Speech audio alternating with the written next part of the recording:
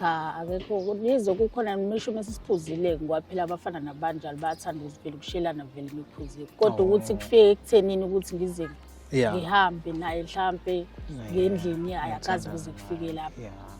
Ngoba ngisuke ngazi ukuthi khona umuntu engithandana naye mina. So akakaze asho ukuthi ayithandi leyo nto. No, lo othandana naye akazasho ukuthi lento yakho iyokuhamba nabafana akayithandi noma ukasho ukuthi ayithandi noma akazasho lutho nje ngayo leyo nto. Ukasho yena athi akayithandi kodwa ngoba ke phela abangani ke siyabuthanda nathi umnandi sibe sambe ngitshontshe ke ngihambeke nami. Oh, buye uhambe ngazi. Yebo. Yeah. Manje wena kuyaziwa kini ukuthi uthandana naye lo mfana?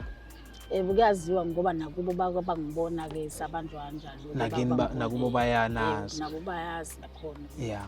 So mina thina sabantu bokuqala obatshelayo ukuthi ukhulelwe futhi lo mfana uyanqaba noma khona umuntu kini oke wamtshela mhlawumbe abantu abadala bakini.